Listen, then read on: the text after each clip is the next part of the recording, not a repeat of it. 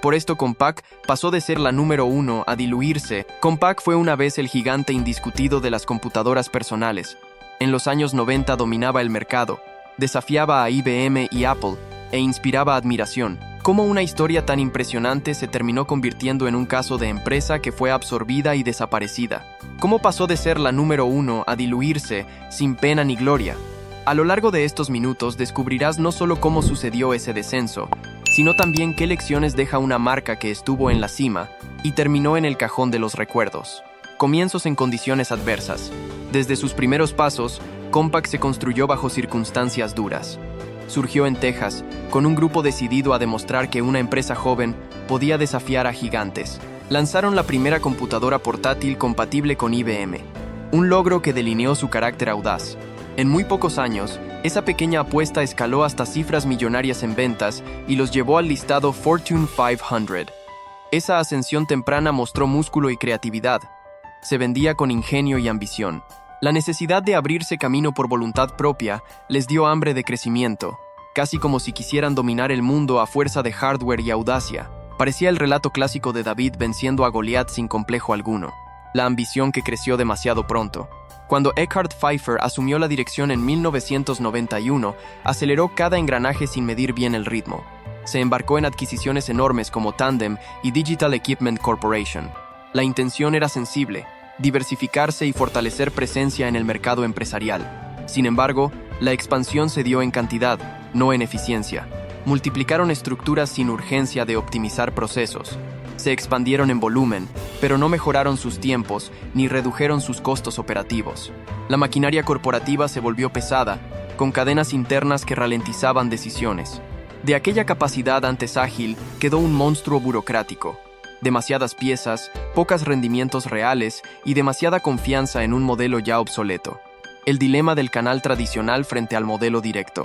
Mientras Dell transformaba el panorama vendiendo directamente al cliente final, evitando intermediarios, Compaq continuó confiando en distribuidores y almacenes llenos de inventario. Cada unidad que pasaba por un mayorista descansaba en estanterías, acumulando costos y reduciendo su margen.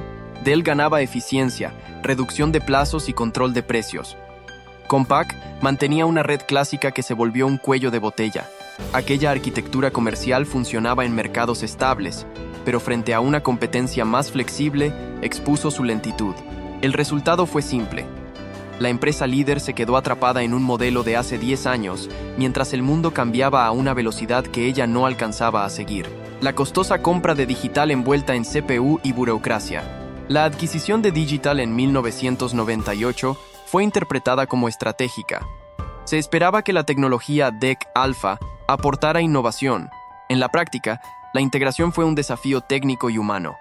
Los sistemas se atrasaron, se duplicó la burocracia y surgieron incompatibilidades sin resolver. Lo que debía ser un paso adelante terminó siendo un peso muerto. Recursos destinados a integrar arquitecturas distintas, equipos que chocaban y procesos que no encajaban. En lugar de acelerar su potencial, se enredaron en conflictos internos, sumando costos y retrasos. La adquisición terminó devorando presupuesto y moralejas, sin devolver una ventaja real frente a la competencia. La batalla de precios que sangró las utilidades.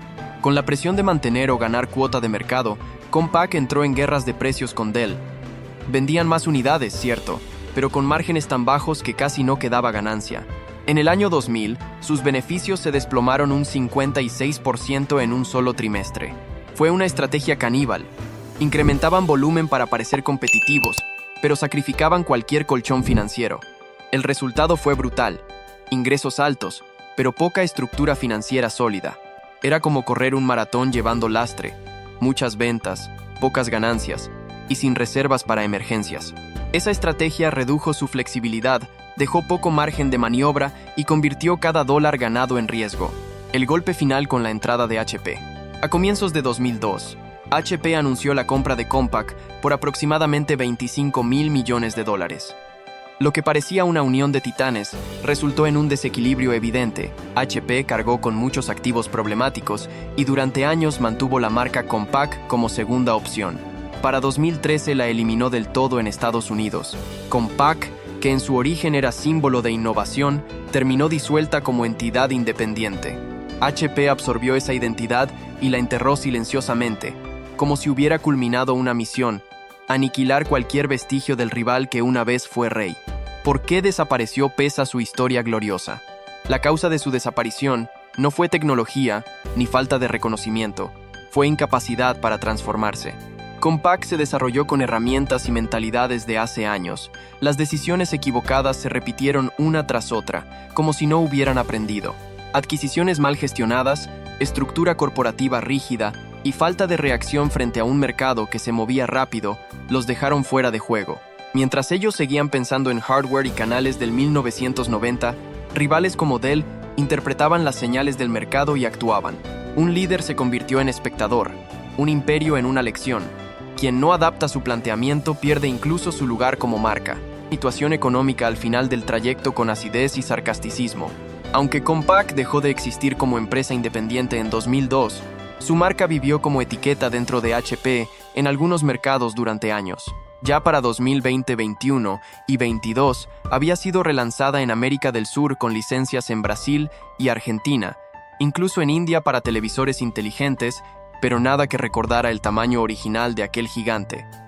En 2024, HP Inc. reportó ingresos netos de $53.600 millones, apenas un leve retroceso del 0,3% respecto al año anterior. El beneficio neto, según reglas contables GAAP, fue de $2.800 millones, con una caída del 15% respecto al año precedente. Con humor ácido se podría decir que la marca Compaq sobrevivía como un fantasma en las etiquetas de productos de saldo, mientras HP seguía facturando como si aquello fuese su propio imperio, ignorando que el mero nombre ya no generaba gloria. El beneficio ajustado no GAAP rondó los $3.300 millones, apenas un 2% más, lo cual demuestra que ajustar números puede esconder verdaderas heridas. HP siguió devolviendo a sus accionistas aproximadamente $3.200 millones en recompras e incentivos, como diciendo, aquí no pasa nada, mientras apilaban impresoras y portátiles baratos bajo la vieja insignia Compaq. Ese último perfil económico es una metáfora cruel, la marca desaparecida, un balance que apenas cambia y un beneficio que se reduce sustancialmente. Era como seguir hablando de un héroe caído, mientras su propio cuerpo financiero respiraba con dificultad. HP facturaba grande, pero sin el pulso de antaño. Compaq seguía en etiquetas de saldo barato, vendiendo nostalgia certificados en punto de rebaja. El imperio de un día terminó convertido en etiqueta de liquidación. El desgaste interno que nunca salió en las portadas, mientras las decisiones estratégicas erradas se acumulaban, también lo hacía el desgaste humano dentro de la empresa. Empleados clave renunciaban, los equipos técnicos perdían coherencia y las reuniones de liderazgo eran más bien juegos de supervivencia política. Cuando una empresa deja de escuchar a quienes conocen el producto desde adentro, lo que sigue es una cascada de fricciones, malentendidos y decisiones tomadas por directivos que solo miran hojas de cálculo. Así, Compaq no solo se quedó atrás en tecnología, sino que también perdió algo más importante, el alma de su cultura interna. Lo que antes era innovación se convirtió en burocracia con PowerPoint y cafés tibios. Una marca fuerte malgastada como un cheque sin fondos. Pocas veces una marca con tanta fuerza simbólica se ha diluido con tanta torpeza. Compaq fue sinónimo de innovación accesible, de productos robustos que competían con los gigantes. Pero tras la fusión con HP, la marca quedó como una nota al pie, usada para productos de segunda línea y promociones en tiendas donde se vendía más el precio que la calidad. Era como usar un Ferrari para repartir pizza. El valor intangible que Compaq había construido se quemó en poco tiempo, sin intención de recuperarlo. En lugar de potenciar su historia, la enterraron bajo una avalancha de laptops genéricas, y con ello, enterraron también todo lo que había significado. Compaq no cayó por falta de ventas o tecnología, colapsó por exceso de confianza, decisiones desordenadas y desconexión con el mercado real. Aquí hay una pregunta que vale. ¿Qué sería de muchas empresas hoy si suspendieran todo crecimiento sin entender el terreno donde pisan? Las cifras de HP en 2024 son una prueba de que seguir existiendo no significa hacer historia. Si te enganchó esta historia, dime abajo, ¿qué otro gigante crees que ya está en caída sin que lo sepamos? Dale me gusta, comparte y suscríbete para no perderte el próximo episodio. Activa la campanita, porque si no Ricardo va a tener que contarte la próxima caída desde casa. Hasta el próximo capítulo de Pioneros Globales.